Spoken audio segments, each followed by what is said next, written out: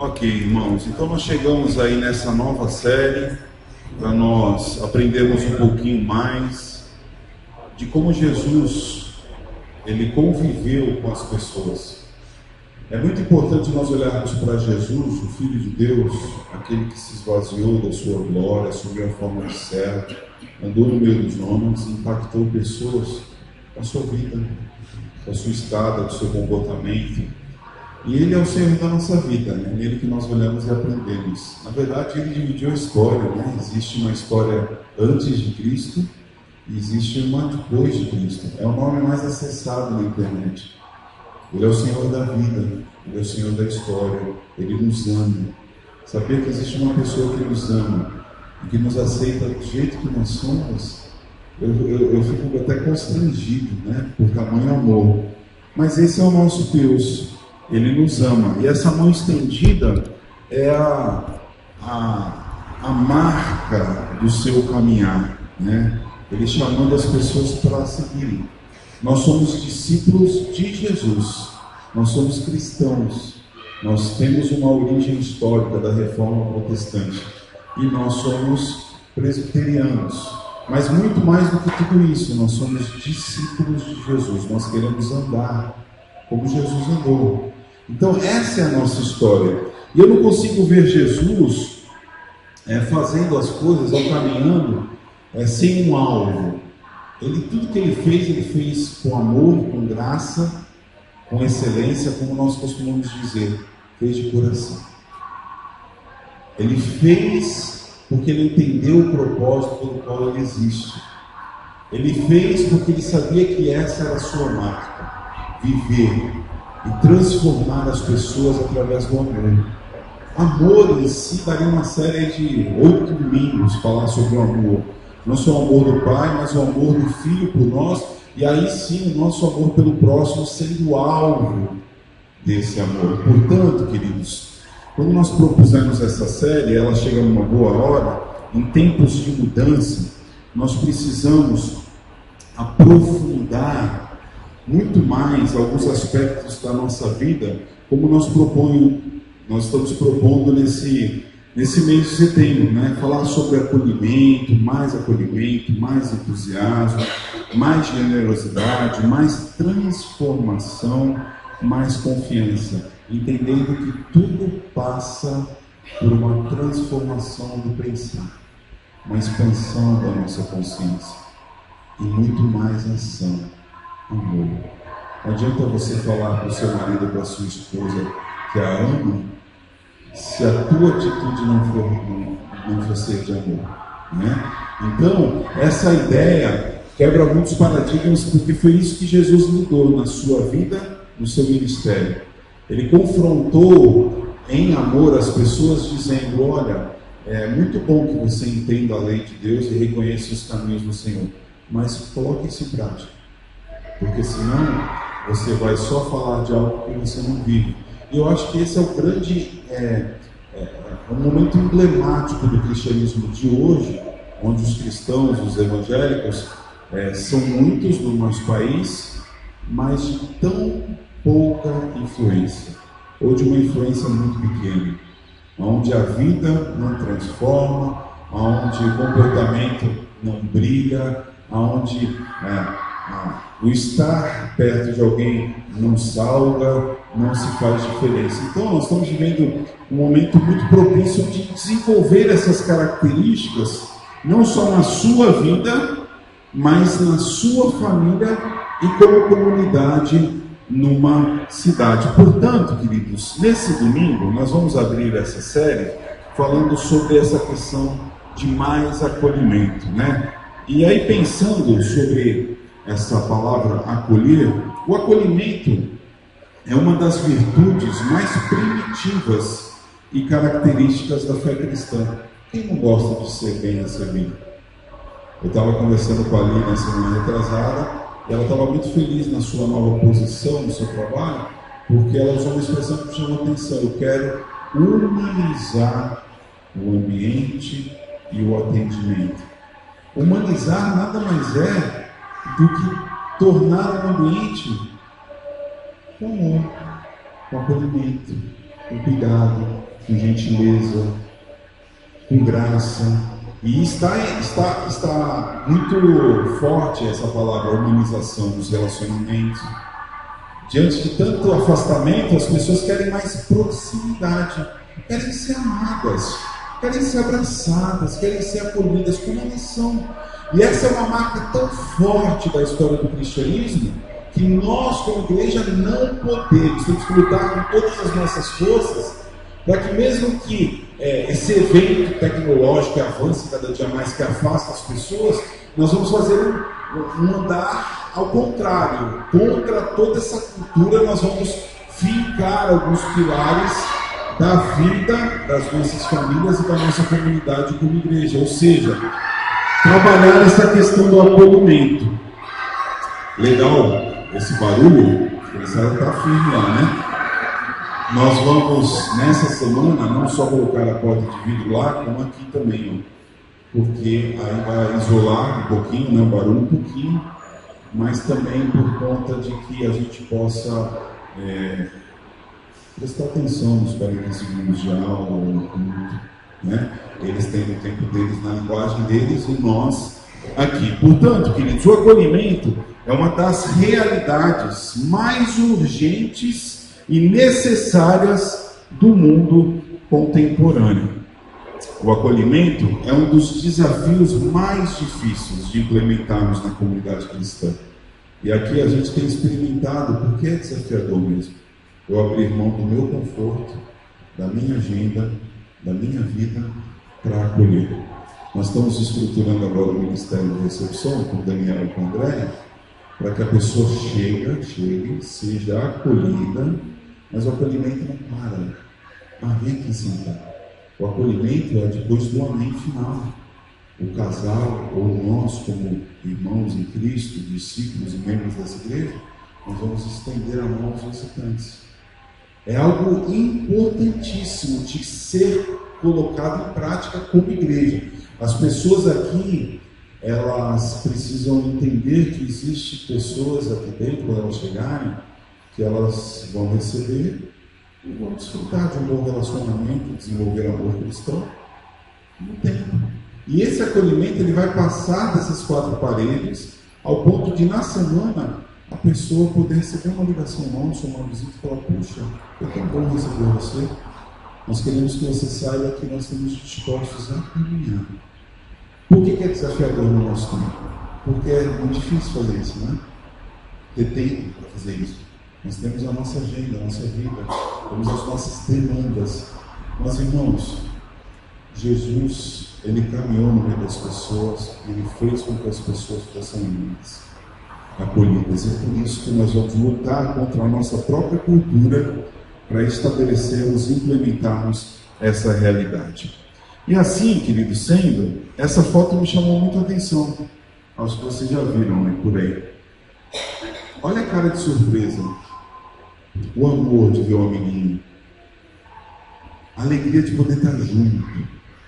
Essa foto traduz para mim uma realidade que a gente encontra no coração das crianças, nem sempre a gente, né? Às vezes eu estou lá em casa, na correria, fazendo alguma coisa, aí toca o companheiro e fala: ai, Deus, logo agora, né? Meu Deus, tem que parar tudo que eu estou fazendo. Ou o filho, né? Ontem eu estava lá escrevendo algumas coisas, mandando, construindo um documento lá para o presbitério, e o Felipe lá: pai, mas pai.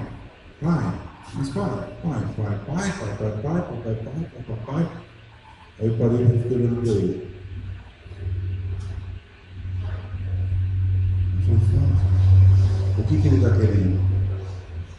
Atenção, acolhimento, é sentir segurança. Então as pessoas que chegam aqui quebradas, feridas, ou chegam normal, bem, tranquilo, chega gente de qualquer jeito, elas precisam se sentir seguras. Como é bom ter segurança. Portanto, nós precisamos olhar mais para essas crianças e ver que num gesto, num olhar tão simples, existe beleza nos tratos relacionais. Por quê, queridos? Porque nós vamos lutar todos os dias contra uma cultura de anti-acolhimento. É aqui que eu quero que você preste atenção, para você entender que isso que nós vamos trabalhar, esses pontos, eles são automáticos. Ninguém vai ensinar uma criança a não acolher. Na verdade, nós vamos reproduzindo o que aprendemos. O que aprendemos. Se meu filho ver em mim uma pessoa que não acolhe, ele não vai acolher. Ele vai crescer sendo a pessoa que eu sou, automático. Então, a sociedade no nosso entorno vive algumas características. Primeira, individualista. Nós vivemos numa cultura individualista. E os nomes traduzem isso, né? iPhone, iPad, iFood, minha comida. Já pensou, Daniel? Você vai pedir a sua comida no aplicativo. E quando chegar, é só sua. Eu fico pensando nisso e faço um contraponto que o Pai é nosso. E Ele ensina que o pão é nosso. Enquanto o Evangelho ensina a repartir, o mundo nos ensina a isolar. Portanto, nós vamos lidar muito contra isso para ter um bom acolhimento. Enquanto eu tenho vontade de sentar, pastor, chega aqui, estou cansado, vou sentar e vou ficar aqui na minha. Não quero nem cumprimentar ninguém. Isso é uma coisa automática da vida, das feridas do coração. E aí Jesus sentaria do seu lado e falava: meu filho, não é bom estar do seu lado. É bom poder te ver, estar contigo. Às vezes a gente só pensa nisso, irmãos, quando a gente perde alguém. Poxa, queria tanto estar do lado. O Paulo e a Paula estão nos visitando, eles são um casal lá de Santos, eles não vão poder estar conosco na semana que vem por causa de trabalho. Eles fizeram questão de vir passar o final de semana com a gente. E ontem a gente conversou até tarde, na noite lá em casa, sobre essa questão de algumas pessoas que já caminharam conosco e não estão mais, já gozam da eternidade. Como é difícil, a gente relembrou algumas histórias, poxa, eu queria tanto que as pessoas estivessem aqui, para eu poder estender a mão, poder abraçar, poder amar. Mas a nossa cultura é de afastamento, também, queridos, de consumismo. Ah, não, eu vou ser amigo do Ivandro só se ele puder oferecer algo para mim. Se ele não tiver nada para eu consumir dele, eu vou descartar. Cultura do descarte.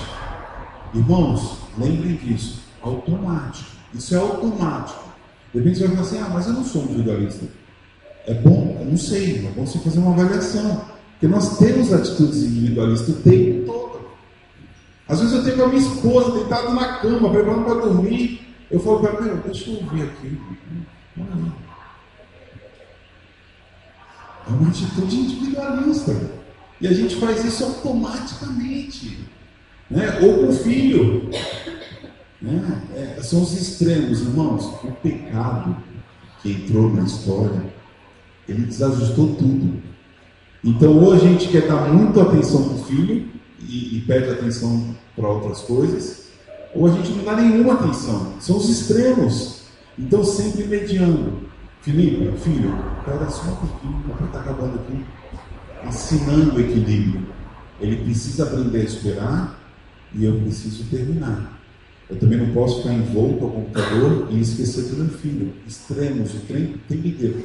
Buscar equilíbrio. Mas o que me chama a atenção é aquela ideia: pô, o Gil tem que ter algo para me oferecer. Se o Gil não tiver algo para me oferecer, ele não pode ser um bom amigo meu. É muito intenso isso no nosso tempo.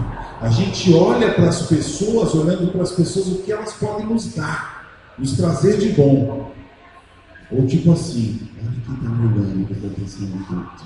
Olha que coisa mais linda. Agora virou, ficou com vergonha. Olhei no grão dos olhos dela assim, ó, né? Bebê linda.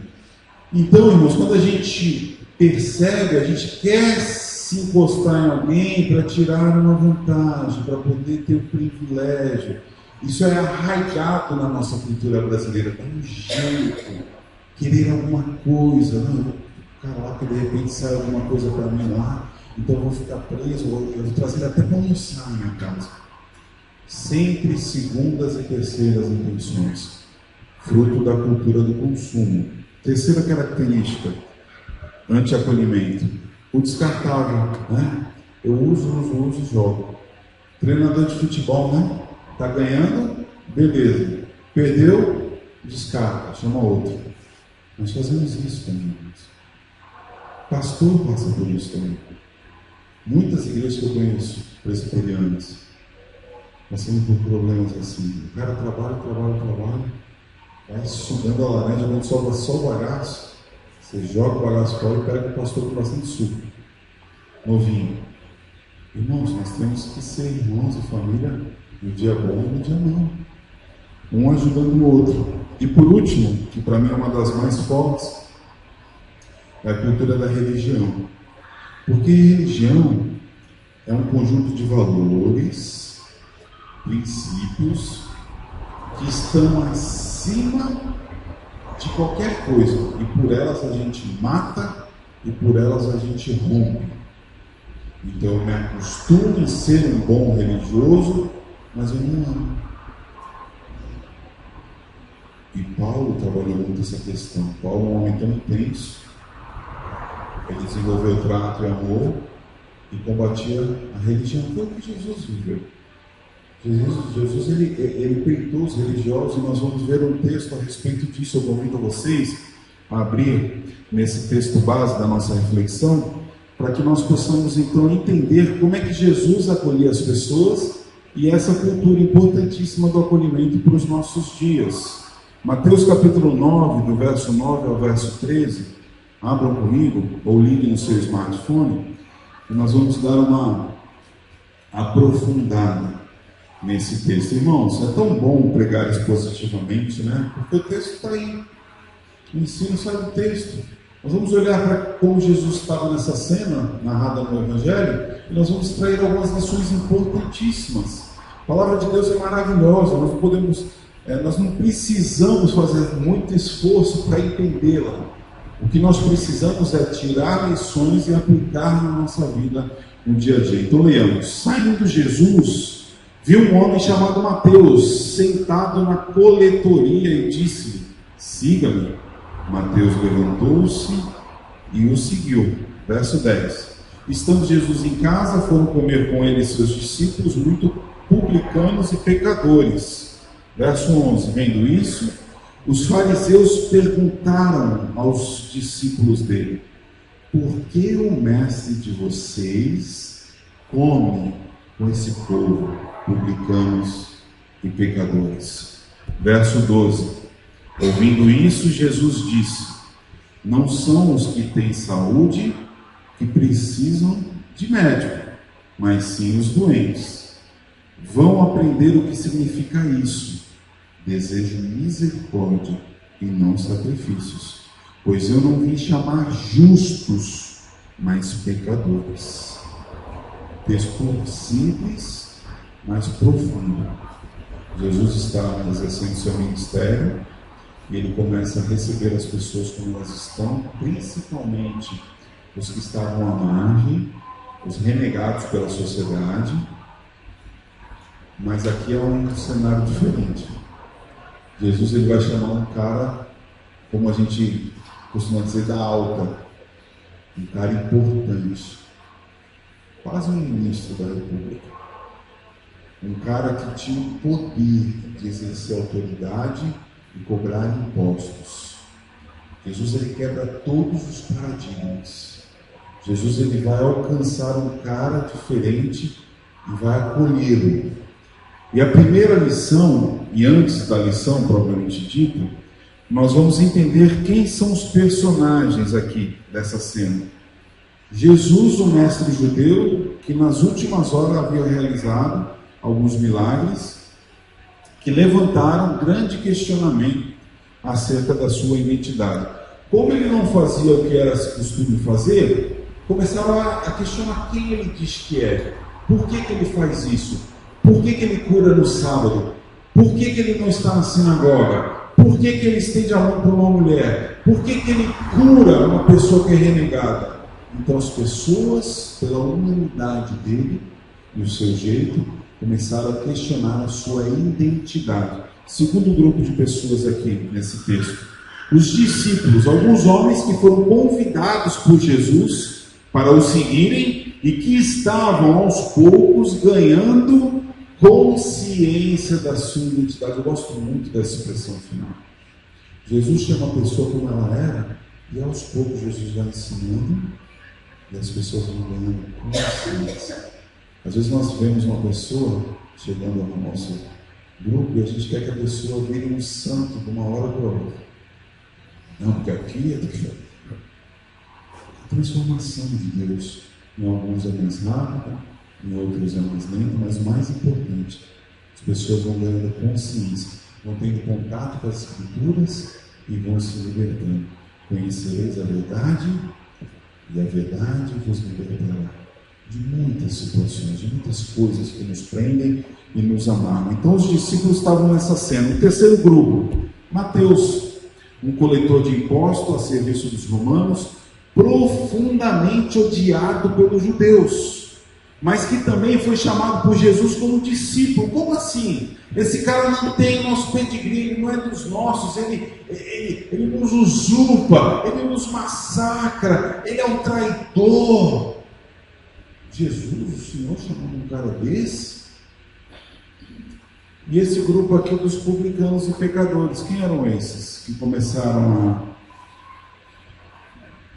a entender o cenário, né? Coletores de impostos, convidados por seu amigo Mateus, seu líder, para um jantar em sua casa, a fim de que pudessem conhecer Jesus. Mas Jesus, você andando por um crente, indo para a mesa, tomando vinho, sentando e comendo, falando das coisas deles.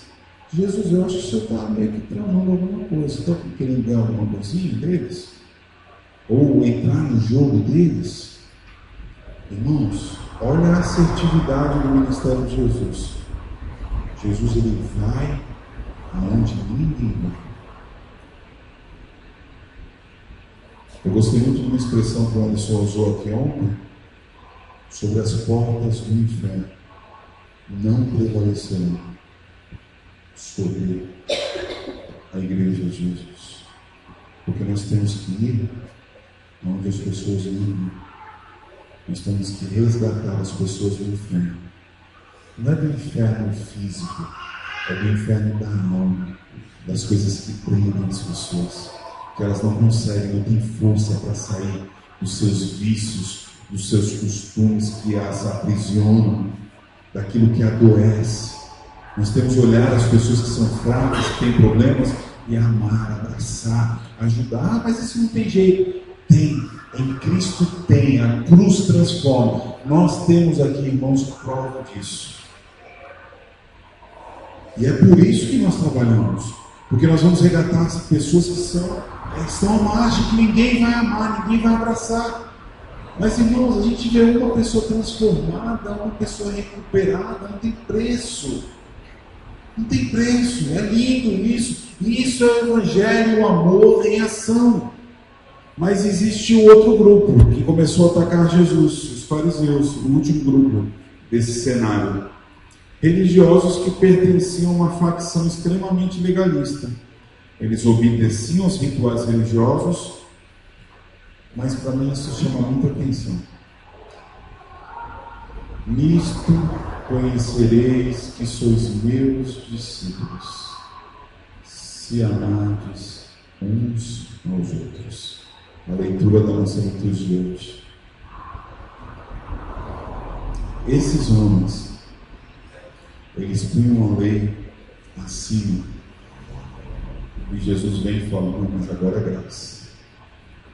Agora é favor imerecido, agora é amor, é contato, é acolhimento, é generosidade, é estender a mão. Olha, é perder para ganhar, é chorar para rir, é sofrer para ser feliz. Esses são os meus filhos que vão sofrer para ser felizes, que vão chorar para sorrir. É o paradoxo do reino. Jesus vem estabelecer uma cultura totalmente inversa e avessa às práticas religiosas. Esses fariseus eram aqueles caras que falavam: olha, não pode beber, mas por trás eles iam lá e entornavam tudo. E tem passagem disso. Jesus mostra, Jesus desmascara, por isso que eles queriam matar Jesus. E mataram. E essa morte nos dá vida. E aí, queridos, 4 lições bem importantes. Uma outra coisa que nós compartilhamos ontem. Nós temos a tendência, como seres humanos, de querer andar de maneira rasa, superficial, fazer tudo rápido, tudo para dar tempo de tudo, e Deus nos chama de servos, discípulos, e nos quer levar para mergulhar em águas profundas. Irmãos, os verdadeiros ensinos da palavra estão na profundidade. Não adianta a Lívia chegar para Yasmin e falar: filha, é assim mesmo. Filha, vem cá, aconteceu isso, por causa disso, daquilo outro, que traz essa consequência, essa e essa. O que você quer escolher? Mergulhar águas profundas, mostrar os caminhos. Na superfície a gente não vê. Portanto, o primeiro ensinamento para nós, como uma igreja acolhedora, e nós vamos trabalhar através de 4 desafios. O primeiro deles, o desafio de desenvolver um olhar compassivo. Verso 9: saindo Jesus viu um homem chamado Mateus sentado na coleteria e disse: segue. Jesus olhou para mim e o chamou. Vocês conseguem tentar imaginar como era o jeito de Jesus, lendo os evangelhos? Como era o olhar de Jesus? Como que Jesus respondia a uma questão? Eu fico tentando imaginar, e eu falo até bem, poxa, eu queria ter andado com Jesus. Isso é fascinante. O homem parava, onde ele parava as pessoas. O homem mais incrível que andou, que cuidou, que tratou psicologicamente das pessoas. Entendia as enfermidades do tempo, mas ele trazia, caminhava, curava, realizava. Esse olhar compassivo é o olhar da cruz, que nos atraia, que nos constrange. É o amor encarnado que estende a mão e fala: meu filho, eu te amo. Não, mas eu não consigo. Você nunca vai conseguir. Você só consegue pela minha cruz. Por você só você não consegue. Irmãos, essa é a beleza do Evangelho. E esse é o entendimento que leva à maturidade. Quando você entender que realmente você não consegue, e aí você se dobrar e falar: Senhor, eu não consigo, me ajuda. As coisas vão mudar na sua vida a partir disso. Na minha vida mudam a partir disso. De uma rendição, do marco zero. É necessário você pôr a cara no pó para que o Senhor estenda a sua mão e nos puxe. E é isso que Jesus faz. Enquanto os fariseus olhavam para os publicanos e viam somente traidores, mercenários e ladrões, Jesus via neles gente doente da alma, gente carente de ajuda, gente sedenta de amor. Isso é muito forte, irmãos.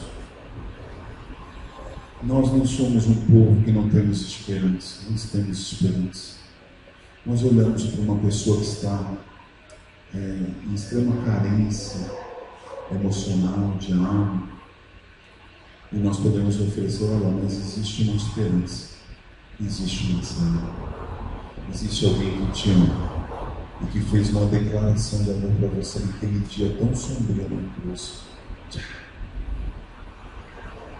Esse é aquele que ama e que apoia com o seu olhar compassivo. Esse texto de Mateus nos leva a entender que Jesus, ao ver as multidões, ele teve compaixão delas, porque as pessoas estavam aflitas e desamparadas, como ovelha sem pastor. Irmãos, como é que as pessoas estão hoje? Nunca houve um cenário tão propício para nós levarmos esperança aos desesperançados. As pessoas em crise, apáticas, inativas, sofrendo por inanição, não tem força, não tem energia, mas nós podemos mandar uma mensagem, nós podemos ligar, nós podemos dar um abraço, e isso restaura, isso cura, isso transforma. Nós conhecemos secularmente esse tipo de trabalho, a terapia, psicólogo. Ele vai abrir seus olhos e apontar caminhos. Olha, existe sim possibilidade. A única diferença é que ele vai falar que depende de você. Em certo ponto depende sim. Mas nós falamos que a cruz em você transforma. E nós entendemos que existem alguns casos que são importantíssimos o trabalho de um profissional dessa área. Até mesmo, principalmente nos nossos dias, do psiquiatra. Importantíssimo em tratamento. Nós, como igreja, nós precisamos entender que Deus desenvolveu habilidades e a ciência que estuda a mente e que cura, e que trata, e que suaviza.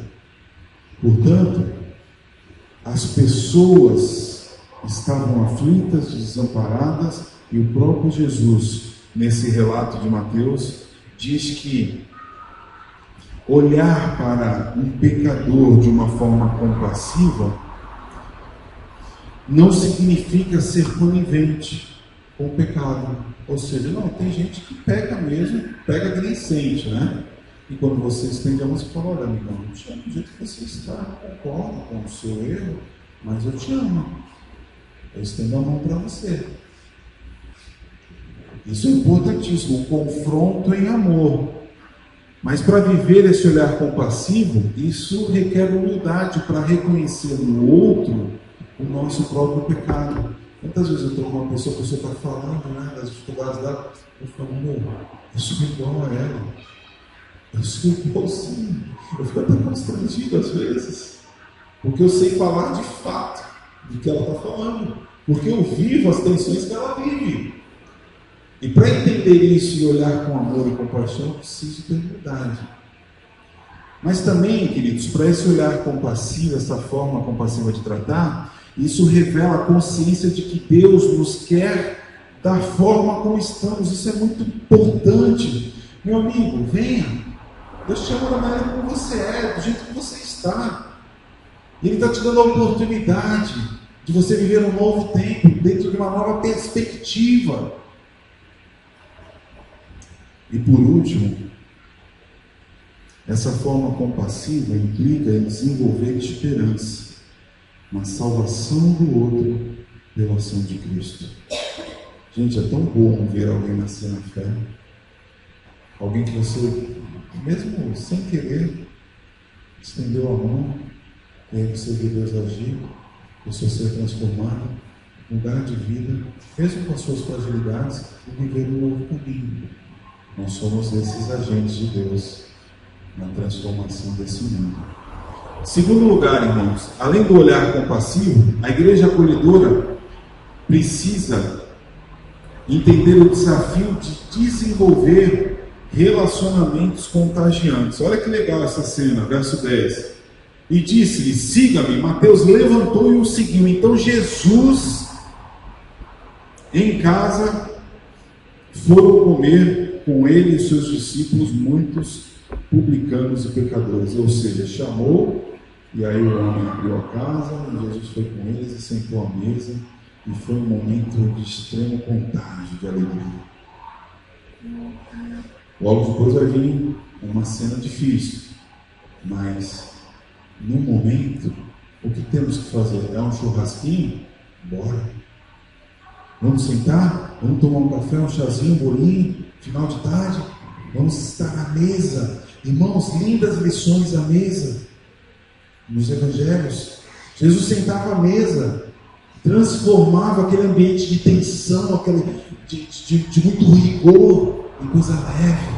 Alegria, estar à mesa, bater um papo, dar risada, falar de futebol, se alegrar, brincar com os palmeirenses, corintianos, estar à mesa. Desenvolver relacionamento de contágio. Contagiar no bom sentido, diferente de água, aquela pessoa, eu não quero estar com ela não, pelo amor de Deus. Aquilo ali me dá até depressão só de olhar.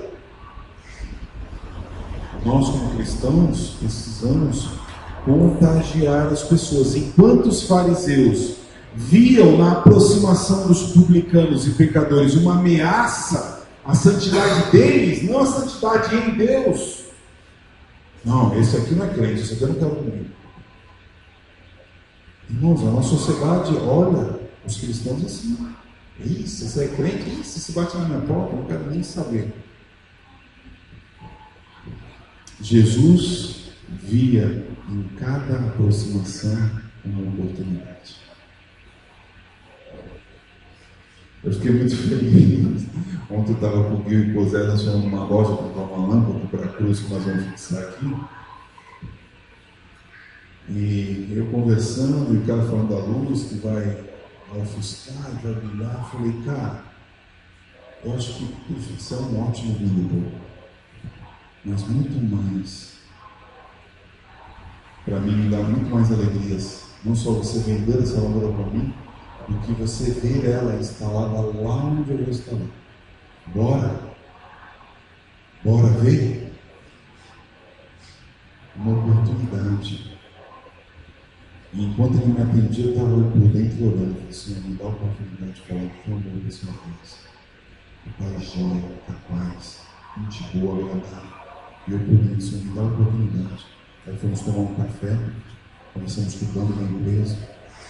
E aí, Senhor, me dá uma oportunidade. Preciso falar teu amor desse homem. Para que ele entenda que não é só isso. A vida não é só isso aqui. Não é só ganhar dinheiro. A vida é isso aqui. E o cara falava do café. Eu não estou tomando café com açúcar, sem açúcar. Aí eu falei que era sem açúcar. Olha, você conhece de café então, você é um bom degustador de café. Porque não sou bom não tem nada, eu só gosto de café. Mas esse relacionamento, contagiar. Tenho certeza que da próxima vez que a gente voltar lá, nós vamos ter uma recepção ainda mais calorosa, mais gostosa. Contagiar as pessoas. Jesus via a oportunidade de influenciar esses homens. E aquele texto que nós trabalhamos no domingo retrasado. Assim, brilha a luz de vocês diante dos homens, para que vejam as suas boas obras e glorifiquem ao Pai de vocês que está nos céus. Cultivar um relacionamento contagiante com uma pessoa comum, um pecador como nós somos, requer intencionalidade na aproximação e criação de vínculos de amizade. O senhor falou muito isso aqui. Irmãos, muito mais do que culto de manhã e de noite, escola dominical, projetos, ministérios, muito mais do que isso. A Dani mexeu muito comigo, eu durmo com ela toda noite, mas quando eu olho ela falando, eu falo, eu não sei nada. A Dani falou, para. Eu estou aqui pensando naquele meu contato, minha amizade lá na escola, qual é o melhor horário para ela estar aqui. Não, lá na minha vizinha, eu quero levar ela para estar comigo pela manhã, porque depois ela volta e faço uma cocinha da mãe dela. É intencionalidade, eu estar me relacionando com alguém, já visando apresentar aquilo que Jesus fez na minha vida. E é assim que Jesus fazia, ou seja, você acha que eles foram, irmãos, para aquela casa lá para fazer o quê? Ele só queria comer, ele era um comilão e um beberrão? Ele preparou o cenário, a oportunidade para falar do quê? Que ele é o pão da vida, que ele sacia a fome, que existe um caminho sobremodo excelente. É intencionalidade. Quando você sai da sua casa para o seu dia, tente, irmãos, um desafio que eu faço para você e para mim. Ao sair de casa, faça assim, Senhor, me dê a oportunidade hoje, eu sorrio para mim, de eu abraçar alguém na rua, de eu poder fazer a diferença. Você está precisando do quê, querido? Posso te ajudar? Posso te dar um abraço? É intenso. Como é que a gente sai de casa, irmãos? Você vai atrasar? A calça não cabe? O sapato? Meu telefone não carregou meu telefone? pensar assim, a gente vai ser acelerado no último. A gente não consegue pensar que nós vamos estar diante de pessoas e que nós somos a luz desse mundo. E que precisamos amar. Precisamos amar. Eu não consigo, irmãos. Eu tenho um infarte se eu viver nessa. Eu não consigo. Às vezes eu falo, pelo amor de Deus, eu preciso calma. Eu não consigo viver essa intensidade desses dias. Graças a Deus que Deus me deu uma mulher calma. A Dani, às vezes, quando ela vem muito estressada, ela fica em silêncio. E ela espera a oportunidade de eu me acalmar. E eu, da mesma forma. Quando ela chega em casa, epa! Aí já, opa, o que pegou? O que eu posso ajudar? Mas uma oportunidade. Irmãos, prepare a oportunidade para você amar os seus na sua casa. O que adianta vir à igreja e dentro de casa fazer um esculacho? Gritar com o filho, bater, jogar a porta, jogar a panela. É capaz que ainda fale, eu vou fazer tudo em nome de Jesus ainda. Vou fazer para Jesus, olha lá, pastor, panela. Irmãos, olhar compassivo. Ambiente contagiante. Eu conheço famílias que o marido não quer voltar para casa, porque não aguenta a mulher em casa. Eu conheço famílias que a esposa já vai para casa, já o coração palpita, porque vai chegar lá, tem um cavalão lá, dando coisa para tudo quanto é lado.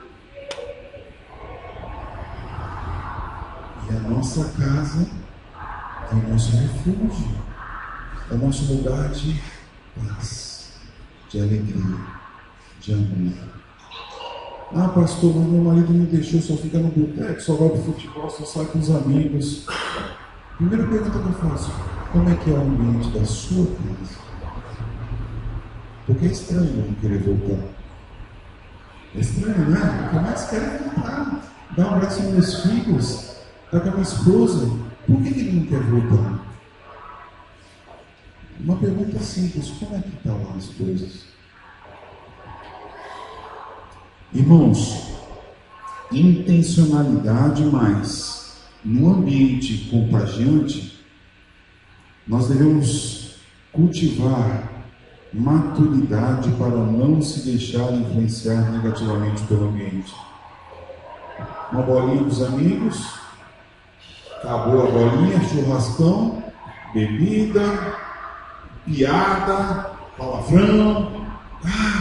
Não venho mais aqui, porque eu sou solto. Não, eu vou falar, eu vou abraçar, eu vou sorrir, mas eu vou falar de coisas que podem transformar o meu amigo aqui nesse caras. E com o tempo, porque esse ambiente era o menos propício para Jesus, né, irmãos? Ele estava na casa de um larápio, de um cobrador de impostos, de um cara que ninguém queria ver nem pintar de ouro, mas ele se sentou à mesa. Ou seja, requer maturidade de você não se deixar influenciar, requer maturidade para se deixar influenciar positivamente. Ou seja, eu não uso essa linguagem que eles usam, mas eu uso uma linguagem de acolhimento. Aí eu digo, o Andão, cara, esse grandão aí, é difícil tirar a bola dele com essa canela grande aí, mas a gente boa. Eu quero que ele venha, eu quero que ele traga mais 5. Olha a responsabilidade de eu jogar bola junto com o meu amigo. Ele é conhecido pelo amor, pela alegria, pela gentileza. Aí eu chego lá e começo a quebrar o joelho dos caras lá, dos amigos dele. Pô, esse é o teu pastor, Anderson? Caramba, ele pega firme, hein? Né? É testemunho, é maturidade para se envolver sem se deixar influenciar. Requer também, queridos, aqui eu grifei aqui, ó, pus em negrito para que você entenda. Paciência para colher os frutos da semeadura feita através da amizade. Por que eu grifei? Porque eu tenho muita dificuldade com isso aqui, irmãos. Eu quero tudo para ontem.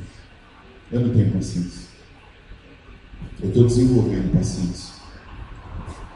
E quanto mais eu peço amor para Deus, mais Deus testa a minha paciência. Então eu parei de pedir amor. Senhor, me dá amor lá quando eu chegar. Aí Deus vai criar uma mente assim, para você desenvolver o amor que você está pedindo. Então, cuidado com o que você pede. Cuidado com o que você pede, porque você vai ser testado. Portanto, em terceiro lugar, além de um olhar compassivo, de um ambiente contagiante, nossa igreja tem o desafio de desenvolver uma atitude misericordiosa. E ser misericordioso é você entender a ação de Deus na cruz por misericórdia a ti, e essa misericórdia você vai estender ao próximo. É ato reflexo. Ah, não consigo perdoar, pastor. Não. Você é alvo do perdão, senão você nem estaria aqui. Você é perdoado e não consegue perdoar. Estranho. Ah, mas eu não consigo, porque eu sou. O meu perdão é para poucos. O perdão de Jesus para você não teve critérios definidos. Não, você é um cara interessante, então eu vou te perdoar, meu filho. Não, ele perdoou e pronto. Então, esse ambiente misericordioso, Jesus ele confronta esses homens dizendo: eu desejo de vocês misericórdia e não sacrifícios. Olha só, esta é uma citação do livro de Oséias contra os sacerdotes que se uniram para exterminar os que se opunham à corrupção no templo. Deus disse-lhes: chega de sacrifícios, não aguento suas melodias, quero misericórdia. Irmãos, já pensou Deus falando assim para o povo? Vocês se ajuntam, vocês cantam tão lindo, parece um montinho de sabiá cantando. Lindo, olha que beleza. Mas a vida de vocês, eu quero isso. O que eu quero de vocês? Misericórdia. De nada vale, irmãos, nós cantarmos tão lindo, prepararmos esse ambiente e não sermos misericordiosos com as pessoas. Misericordiosos. Difícil. O texto de Mateus, eu gosto muito desse texto, porque Jesus, olha só, naquela ocasião, Jesus passou pelas lavouras de cereal no sábado. Seus discípulos estavam com fome e começaram a colher espigas para comer. Os fariseus, vendo aquilo, disseram: olha, os teus seguidores, os teus discípulos estão fazendo o que não é permitido fazer no sábado. Olha só, irmãos, se vocês soubessem o que significam essas palavras: desejo misericórdia, não sacrifícios, e assim vocês não teriam condenado inocentes. Jesus confrontando as pessoas, dizendo: olha, o que adianta todas essas normas, todas essas regras, e vocês não conseguem estender a mão para o próximo? Não quero isso. Não quero isso. E aí, irmãos, a aplicação desse ponto: agir com misericórdia não significa abrir mão da necessidade de confrontar em amor. Confronto é conselho, tá, irmãos? Conselhar em amor, ou seja, você ama a pessoa e você exerce misericórdia, mas você passa a seguir, compartilhar a vida, a experiência, e isso vai edificando mutuamente cada um. Isso é confrontar, uma edificação mútua. Requer maturidade para reconhecer que esta é a oferta que Deus deseja receber de nós. Irmãos, não adianta ter trabalho aqui toda semana, todos os dias, e eu, Senhor, agora eu entrei na sua casa. Que bom, Senhor, estou na tua casa. Aí, no outro dia, Senhor, de novo estou na sua casa. Vendo oração, vigia. Culto de não sei o quê. Escola legal. Culto, os médicos estão de novo. Eu sou o cara que estou mais na igreja. E na rua, não consegue estender a mão. Não consegue ter misericórdia. Deus chega e fala: ó, não é isso que eu quero. Não é isso que eu quero. E isso revela a consciência de que essa é a atitude que Deus tem tido para conosco. Isso me chama muita atenção, porque eu não consigo, irmãos, ser alvo de um amor tão grande, de uma misericórdia tão profunda, e eu tratar as pessoas de outro jeito. Se eu sou alvo dessa misericórdia, automaticamente eu preciso exercer a misericórdia. Isso é evangelho. E assim, isso demonstra confiança de fato que somente o amor pode transformar na vida de alguém. Só o amor nos transforma. Eu tenho uma história legal com Dani. Os primeiros 5 anos nossos foram terríveis. E eu lembro que eu orava para Deus transformar ela. E até o dia que eu entendi que eu precisava orar diferente. Eu precisava orar para Deus me transformar. E quando eu comecei a orar para Deus me transformar, foi aí que nós começamos a ajustar nossa vida. Porque eu queria muito no outro e esquecia de mim. Queria muito no próximo e fazia aquilo por ele. Queria muito das pessoas e não fazia nada pelas pessoas.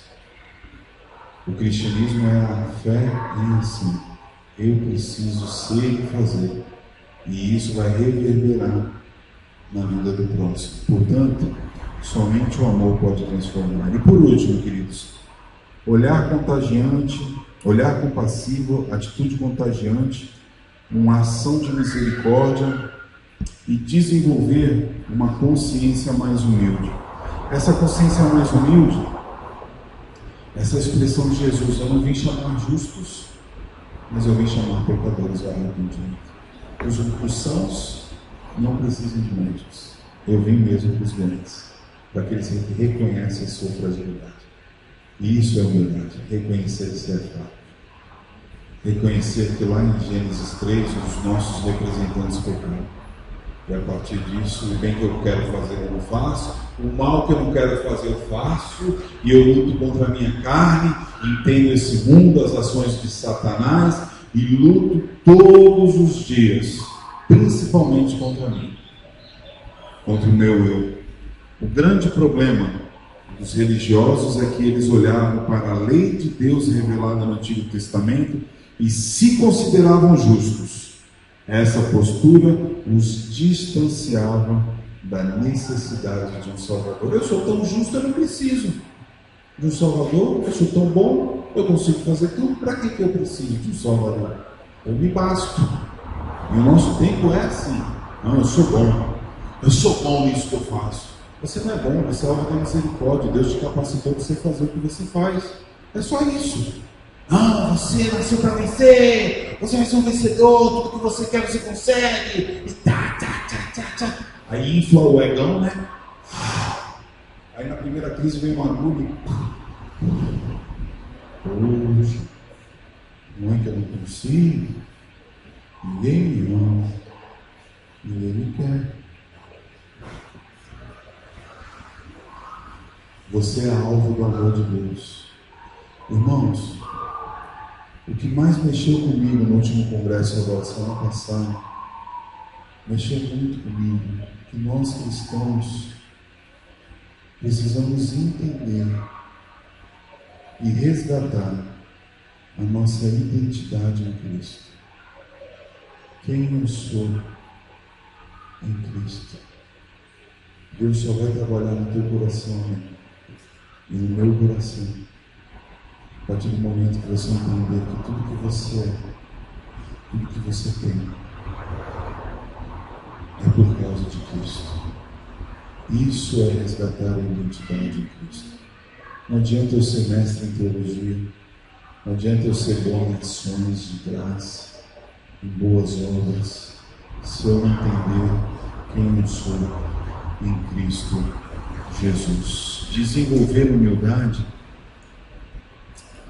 tem a ver com Paulo dizendo a Timóteo: Cristo Jesus veio ao mundo para salvar os pecadores, dos quais eu sou um pior. Paulo sabia quem ele era e sabia qual que a identidade dele estava em Cristo. Por isso que ele foi tremendamente usado. Então, uma consciência cristã encharcada pela humildade não nos permite considerar a pecaminosidade do outro à parte da nossa. Ou seja, amigão, pô, a gente é fraco, né? Você é tão miserável quanto eu sou. E nós somos um do outro para a gente crescer. Vamos embora, vamos seguir. Mas uma consciência cristã encharcada pela humildade nos move a lidar com os demais, com a mesma paciência que Cristo tem nos tratado. Paciência de novo aqui, irmãos. Paciência de novo. Olha como Deus está falando conosco hoje. Né? nos lembra que a única diferença entre nós e os demais é que fomos salvos pela graça. Essa é a única diferença. E nos incentiva a glorificar somente ao Rei Jesus, que injustamente foi punido em nosso lugar. E aqui o entendimento da salvação pela graça mediante a cruz. Olha um pouquinho esse vídeo aqui.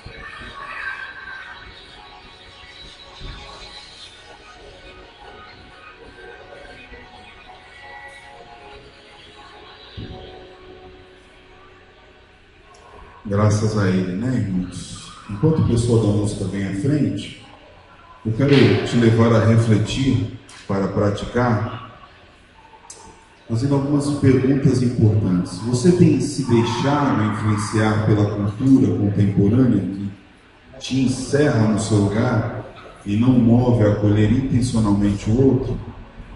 Você é uma pessoa que só pensa em si, não consegue estender a mão, estar intencionalmente. Você compreendeu hoje aqui que você é chamado para acolher as pessoas? Se você entendeu isso, amém. Se não, meu irmão, se arrependa. Nós somos chamados para sermos agentes de amor, de transformação nesse mundo. Segundo lugar, você tem mantido grande distância de gente tida como pecadora?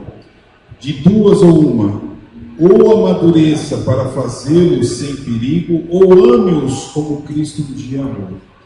Se você olha para alguém e fala, não quero, que é esse aí? Entenda que é esse aí. Não é esse aí que você quer distância. É esse aí que Deus está te mostrando que você tem que ir à frente. Com os seus devidos critérios, cuidar, se aproxime intencionalmente. E por último, você tem ganhado uma consciência mais profunda da graça de Jesus? Cultive a humildade. Acolha no nosso tempo. Acolha na sociedade. Acolha na família.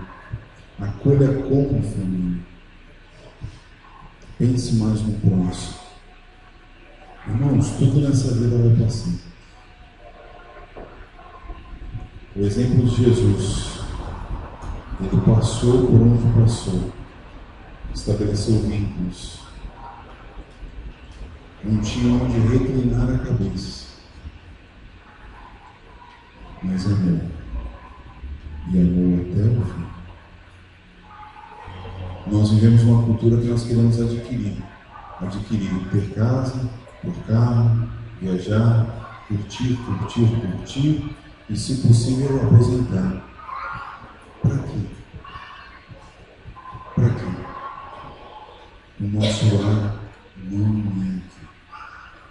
Nós estamos aqui de passagem. Nós preparamos essa canção que é o tema da série. Mesmo assentados, vamos cantar e adorar ao Senhor?